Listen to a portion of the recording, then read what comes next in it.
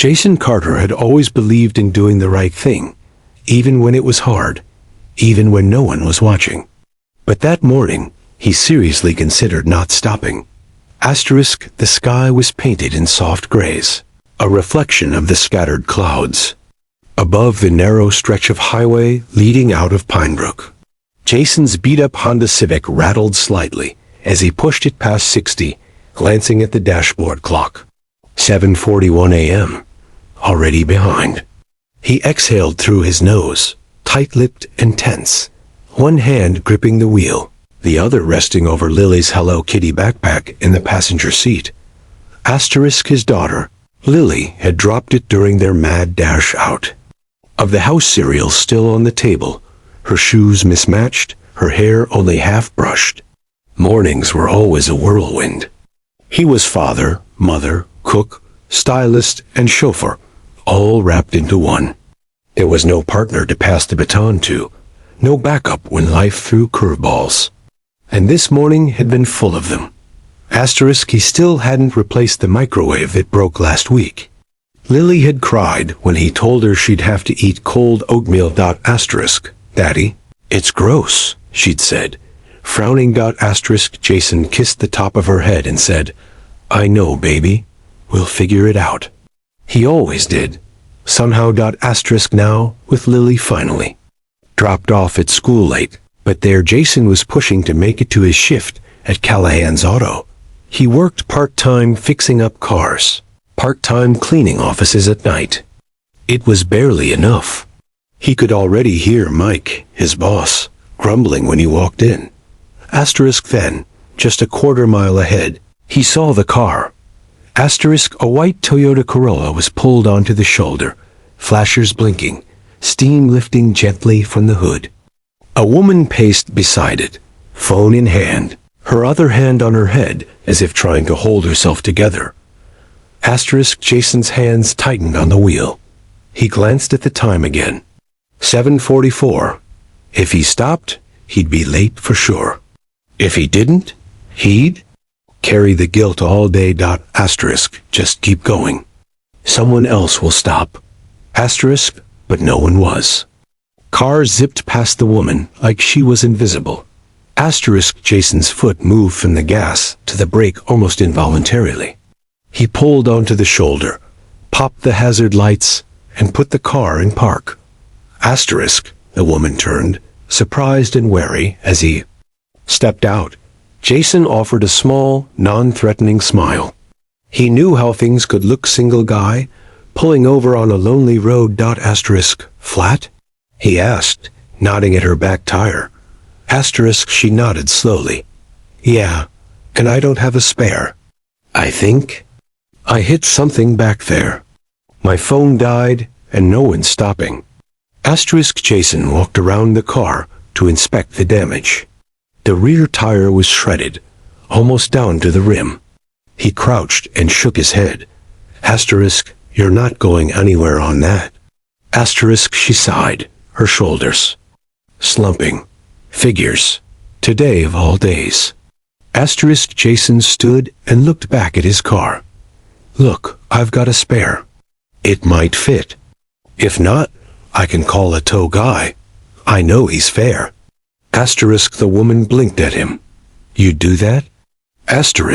Yeah, he said, already walking to his trunk. It's not like the world's overflowing with kindness these days, right? She gave. A soft, tired laugh, right.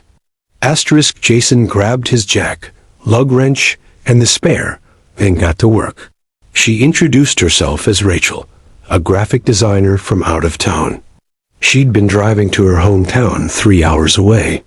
Sighed she was. In a hurry, but didn't say why.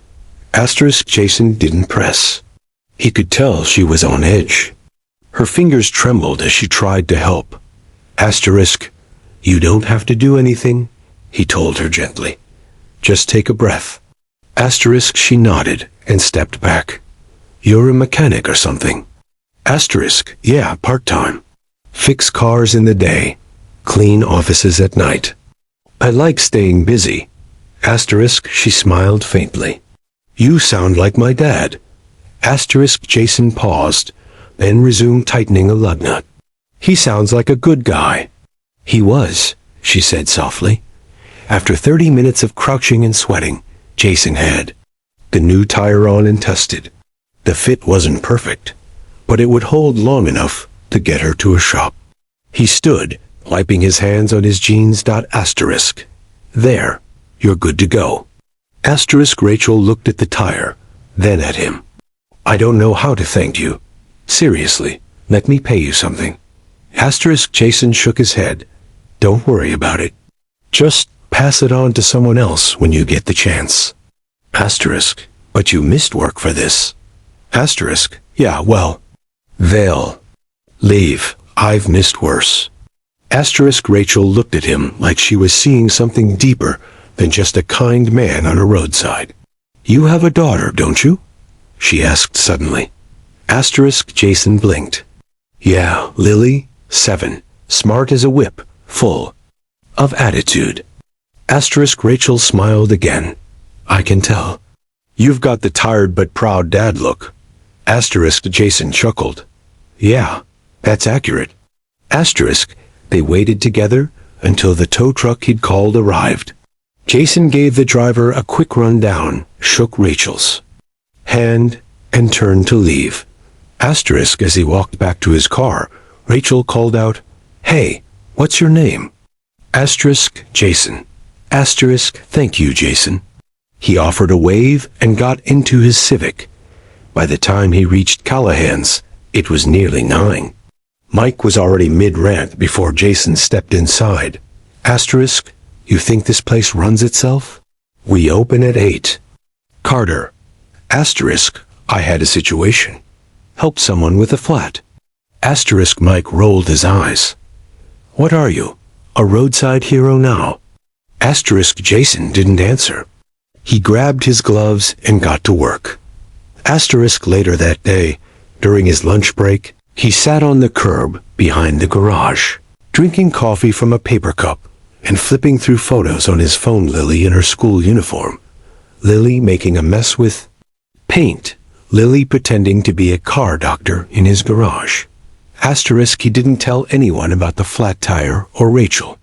It wasn't a story he needed to share. It was just what you did when someone needed help.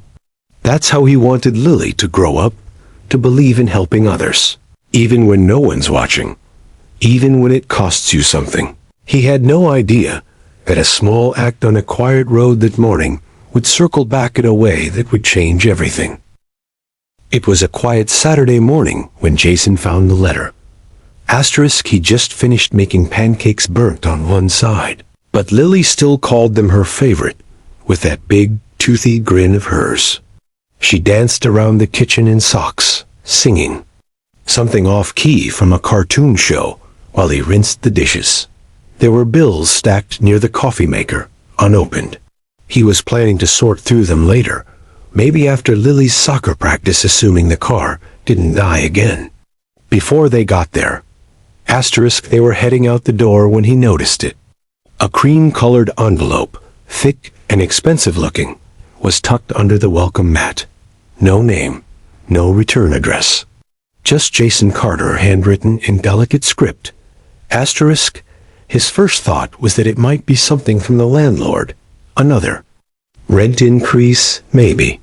He frowned, picked it up, and slid it into his jacket pocket. The day moved on. Soccer, groceries, vacuuming, Lily's spilled juice. He almost forgot about the envelope entirely. Asterisk later that night, after Lily had finally fallen. Asleep watching Finding Nemo for the 10th time that week, Jason sat on the couch and remembered it. He pulled it from his coat, breaking the seal with a finger. Inside was a letter neatly written on thick stationery and a folded check. Asterisk, he read the first few lines, then stopped. His chest tightened. He read it again, slower this time. Asterisk, greater than?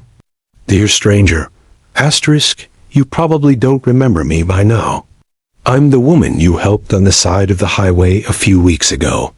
My name is Rachel. You changed my tire. But what you didn't know is that I was on my way to the hospital that day. My mother was dying. I was running late. I'd already missed 2 days trying to tie up loose ends with work. She'd taken a sudden turn, and I wasn't sure I'd get there in time. Asterisk when the tire blew. I thought that was it. That I'd miss her last breath because of a stupid piece of metal on the road. I was losing hope. And then you stopped. Jason blinked, the letter shaking in his hands. Greater than you didn't have to help me. You didn't know me, but you did. You gave me your spare tire, your tools, your time. You didn't ask for anything. Because of you, I got to hold my mother's hand before she passed away. Asterisk, she looked at me. She knew I was there. She smiled. That's the last memory I'll have of her, because of you. Asterisk. Jason pressed the letter against his chest and leaned back on the couch, staring at the ceiling. His throat was tight, the sting in his eyes growing sharper by the second. But the letter wasn't finished. Greater than. You mentioned your daughter, Lily, right? You said she's 7. Asterisk, I was raised by a single dad, too. He worked 3 jobs just to keep the lights on. He died when I was 19. But every lesson, every struggle, everything he gave up for me, it made me who I am. You reminded me of him. Your kindness, your strength, your tired eyes, still trying to smile. I've seen that before. I know how hard it is. I know how invisible. It feels sometimes like the world's moving on without noticing everything you carry. Asterisk, well, I noticed. And I wanted to say thank you the only way I know how. Jason unfolded the second sheet. It was a check, $10,000. He stared at the number like it was a trick, like it might vanish if he blinked too long. Asterisk, his hands trembled. He read the note again and again. There was no mistake. She'd left a phone number at the bottom, just in case, but no expectation. The letter made that clear. Asterisk, greater than you don't owe me anything. I just wanted you to know that you made a difference. A huge one. I hope this helps with whatever you need. Groceries, rent, a new microwave, a trip with your daughter. Anything. Just breathe a little easier. Asterisk, and when she's old enough, tell Lily what you did. She deserves to know how lucky she is to have you. With gratitude forever, Rachel Jameson. Asterisk. Jason sat motionless for a long time, the letter clutched in one hand, the check in the other. His thoughts were a swirl, memories of unpaid bills, of telling Lily, maybe next month, every time. She pointed at something in the store, of nights spent fixing up junkers in his garage, to sell for a few extra bucks. Asterisk, and now, this. From a stranger. A woman he'd helped without a second thought, because that's just who he was. Because that's what his father had taught him. You stop. You help. Always. Asterisk. A tear slipped down his cheek before he could stop it. And another. Then more. Asterisk. He covered his face with his hands and let the emotion wash over him. Relief, gratitude, grief, and something deeper he couldn't quite name. Maybe it was hope. The kind he hadn't felt in a long time. Asterisk. The next morning, he showed the letter to Lily over breakfast. Asterisk. She squinted at the words as he read it aloud, swinging her legs under the kitchen chair, her ponytail bouncing with every word. When he finished, she was quiet for a moment, thinking. Asterisk. Daddy, she finally said, does that mean we can get the pink bike now? Jason burst out laughing, wiping his eyes. Maybe we can. Asterisk. They didn't go crazy with the money. He paid off a few debts, fixed the leaking pipe in the kitchen, finally bought the microwave. And yes, he got Lily that pink bike, the one with sparkles on the seat and tassels on the handlebars. Asterisk. But more than anything, the letter gave him something he hadn't had in a while. The certainty that what he was doing mattered. That his small acts of good, done without expectation, had ripples far beyond what he could see. Asterisk weeks later, Jason called Rachel. She answered on the second ring. Asterisk, I wasn't sure if you'd call, she said softly. Asterisk, I wasn't sure either, Jason replied. But I had to say, thank you, not just for the money, for the words, for letting me know it meant something. Asterisk, it meant everything, she said, to both of us. Asterisk, they talked for a while, about their dads, about life, about being. The kind of people who stop. And when the call ended, Jason looked at the photo of Lily on the fridge grinning on her bike, a rainbow behind her in the distance, and smiled. The world didn't always notice kindness, but sometimes it did. Asterisk and sometimes it wrote back.